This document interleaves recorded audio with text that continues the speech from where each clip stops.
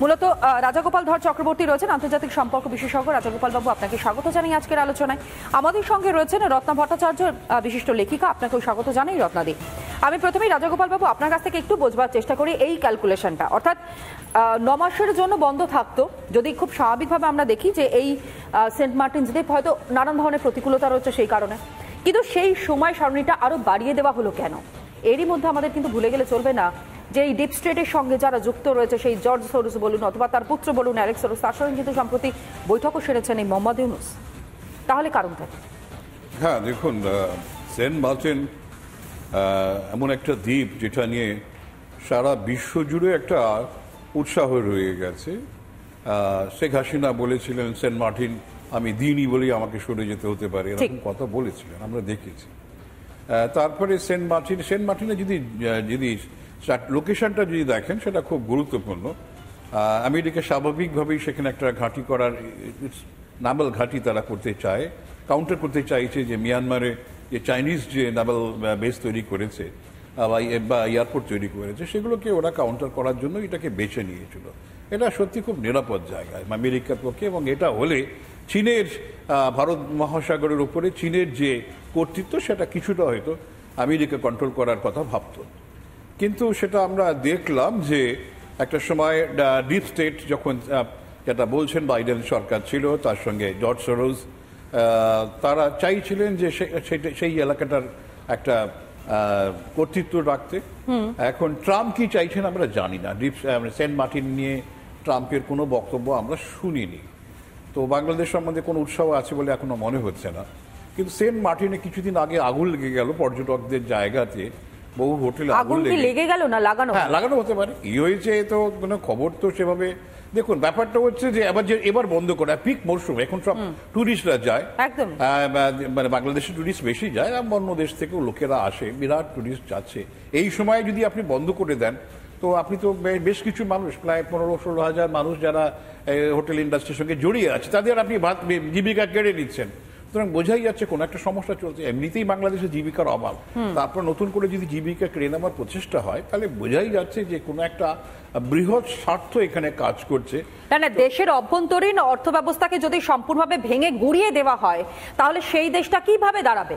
তারা বড় বড় কথা বলছে লড়াই করবার, স্বপ্ন দেখছে ভারতবর্ষের সঙ্গে লড়াই করবার, কিন্তু সেই দেশের অর্থনৈতিক অবস্থা এমন একটা জায়গায় চলে গিয়েছে যে সেখানকার মানুষজন তারা আজকের পর কালকে কি খাবেন সেটা তাদেরকে ভাবতে হচ্ছে। তার কারণ গ্যাটে করি নেই, অর্থাৎ তাদের না কোনো রকমের খাওয়ার সংস্থান রয়েছে, না তাদের চাকরি সংস্থান রয়েছে। এবং সাম্প্রতিক সময় আপনারা দেখেছেন যে রীতিমতো রেলের কর্মীরা তারা পর্যন্ত অবস্থানে বসছেন, তারা পর্যন্ত প্রতিবাদ করছেন, এমনকি রেলের চাকাটা পর্যন্ত গড়ানো হয়তো যে কোনো সময় বন্ধ হয়ে যেতে পারে।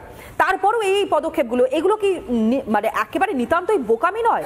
আমাদের সঙ্গে তো রয়েছেন আলোচনায় রত্নাদির কাছ থেকে এই উত্তরটা নিই যে এইরকম বোকামি তো সাধারণ মানুষ কি করে করতে পারেন। আর অন্যদিকে মোহাম্মদ ইউনুস, তিনি নাকি এত শিক্ষিত, নোবেল জয়ী, তাহলে কি সবটা নিয়ে একটা দ্বন্দ্ব তৈরি হচ্ছে না?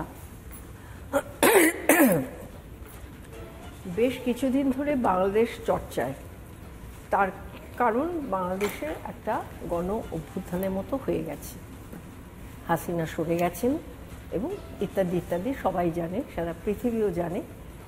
এখন ব্যাপার হচ্ছে যিনি এসেছেন তিনি নোবেলের শান্তি পুরস্কার নিয়ে এসেছেন, সেই জন্য বোধহয় যে দেশে অশান্তি সৃষ্টি করে তিনি সে দেশে এসেছেন এবং শান্তির বদলে তিনি আরও অশান্তি বাড়িয়ে যাচ্ছেন।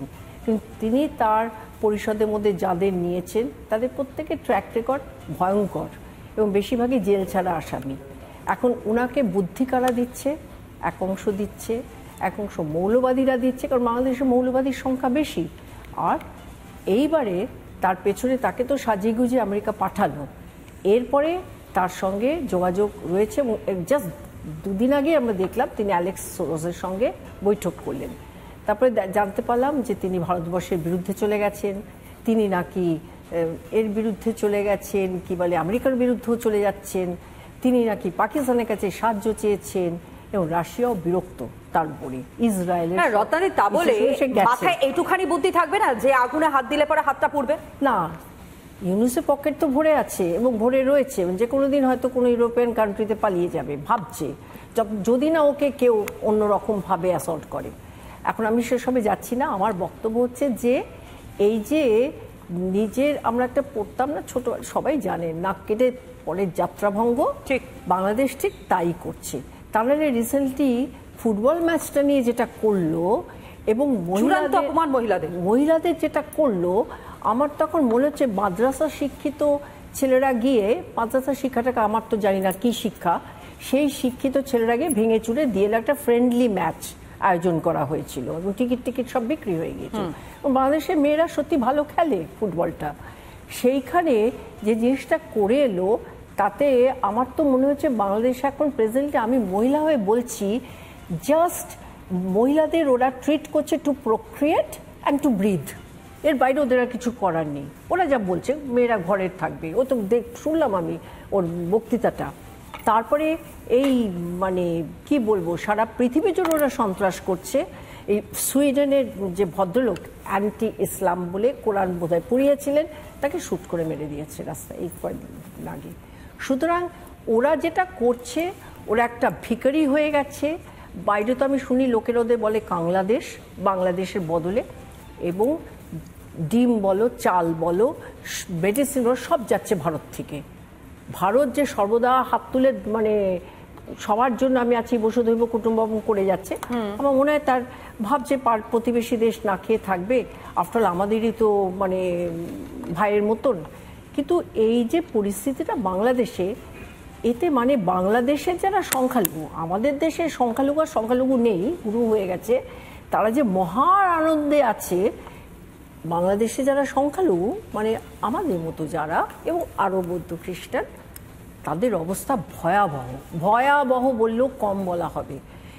এই দুদিন আগেই একটা মিটিং হয়ে গেছে, সব সংখ্যালঘু কমিশন বসেছিল, প্রেস মিট করেছে, কিন্তু কোনো সুরাহা হচ্ছে না। কারণ আমার মনে হয় ইউনেস্কোর এক্ষুনি ওর নোবেলটা কেড়ে নেওয়া উচিত।